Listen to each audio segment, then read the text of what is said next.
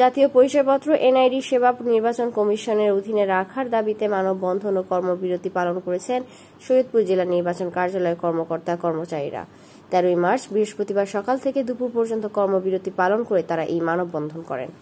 জেলা নির্বাচন কর্মকর্তা মিজানুর রহমান জানান, ভোটার তালিকা ও জাতীয় পরিচয়পত্র একে অপরের সাথে সম্পৃক্ত। যদি এনআইডি সেবা ইসির বাইরে নেওয়া হয় তাহলে এটি বিশৃঙ্খলা সৃষ্টি করবে এবং শুদ্ধতা হারাবে। তাই আমরা চাই এটি নির্বাচন কমিশনের অধীনেই থাকুক। উপস্থিত ছিলেন সদর উপজেলা নির্বাচন অফিসার মেহেদী হাসান সহ অন্যান্য কর্মকর্তা কর্মচারীরা। মানববন্ধনে অংশগ্রহণকারীরা একই দাবি জানিয়ে দ্রুত সিদ্ধান্ত পুনর্বিবেচনার আহ্বান জানান।